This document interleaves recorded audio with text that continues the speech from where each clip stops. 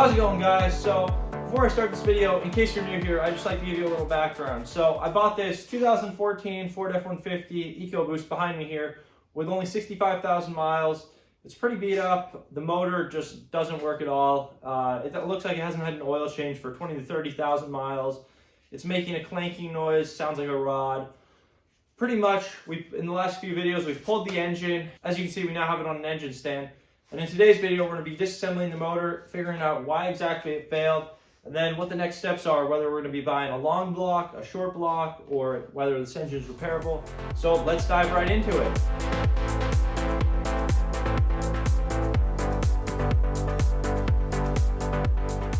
In order to diagnose this motor, the first thing that we're going to do is pull the oil pan off. The reason we're going to pull the oil pan off to begin with is that's where any metal from a rod or any type of failure would probably collect first, and it'll also allow us to see up to the crankshaft and to where the rods connect to the crankshaft. So we're going to flip the motor over and take the oil pan off.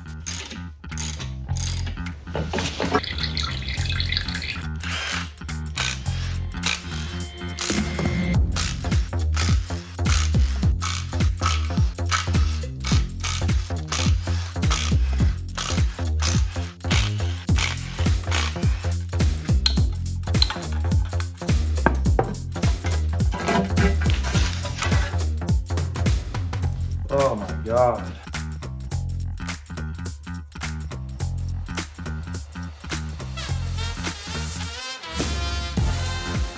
Okay, wow. So we just pulled the oil pan off, and this is what the inside of the engine looks like. This is pretty much what happens if you just neglect maintenance and never do an oil change. As you can see, there's just gunk, thick gunk built up on all these, like the oil pickup and all the components. And you never ever want any engine to look anything like this. So I think it's safe to say that the engine's going to have to be completely replaced. And there's also a ton of little metal shavings up here in the oil pickup. And this is the oil pan here. As you can see, there's a bunch of small, tiny little metal flakes in there, which you never want to see. So this thing definitely had a major mechanical failure. And now we're just going to figure out what component failed.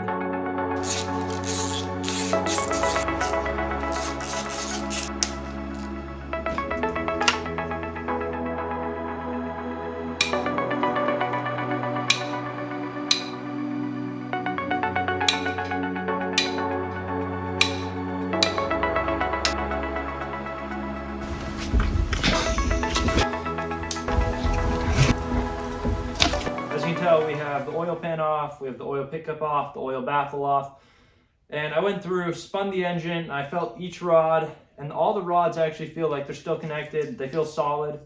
So the next thing I'm going to do is I'm going to put the oil pan back on, just put a couple bolts in it, that way it just catches all this oil that's still in here, flip it over, and then I'm going to start taking the heads off. Let's get to it.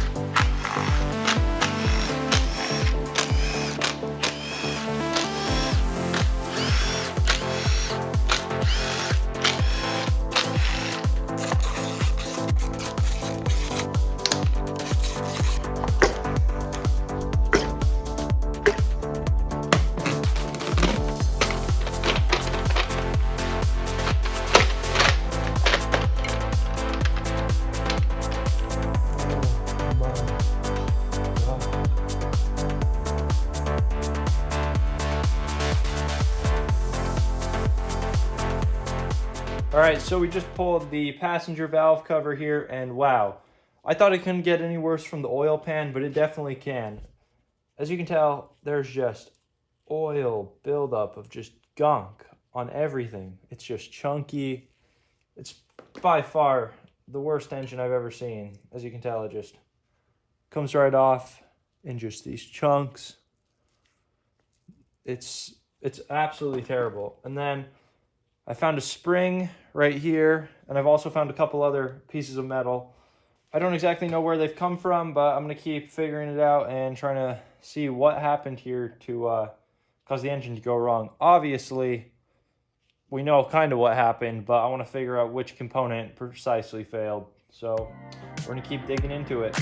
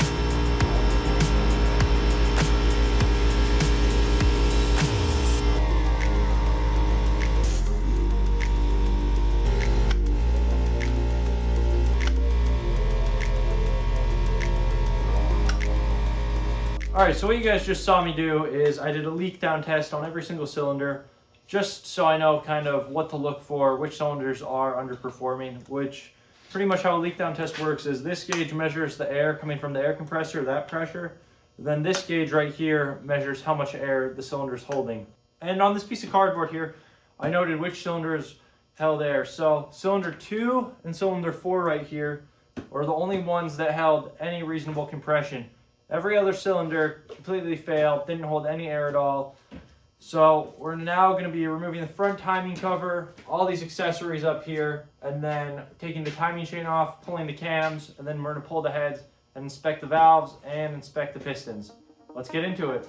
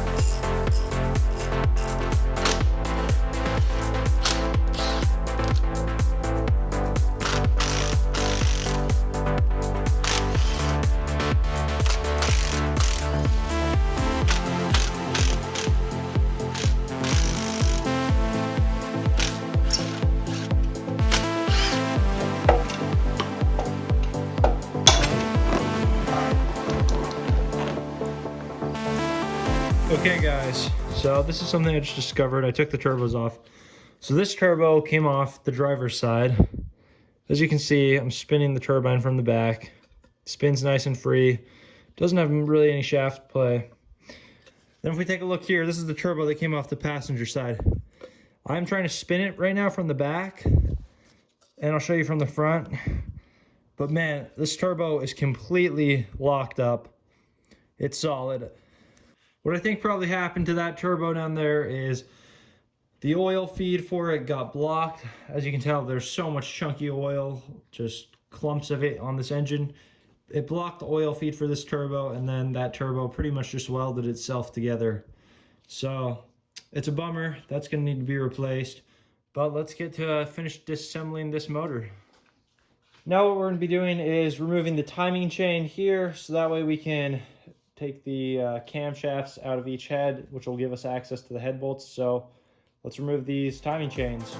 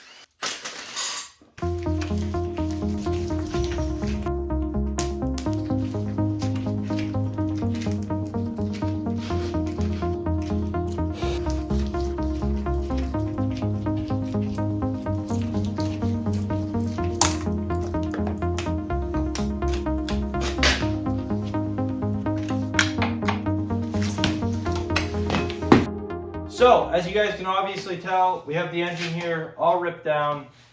Man, this engine, for only having 65,000 miles, has been through a lot. It, in my personal opinion, I don't think this thing has had an oil change for probably about 30 to 40,000 miles.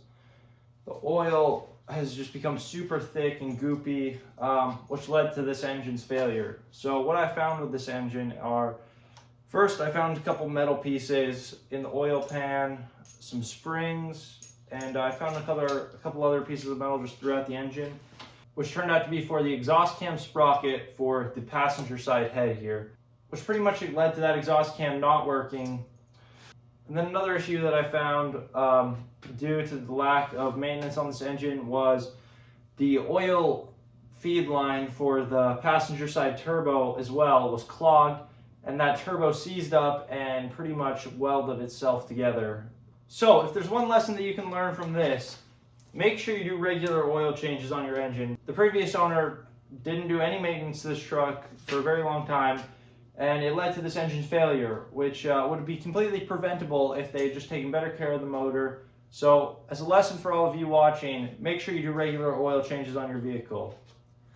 So going forward, obviously, I'm not going to try and rebuild this engine or fix it. It's just too far gone. I don't have the time to clean out all of it. So I'm going to be definitely getting a new short block. And another thing that we found were the cams were damaged. So I'll pop up a clip right now of what the damaged cams look like.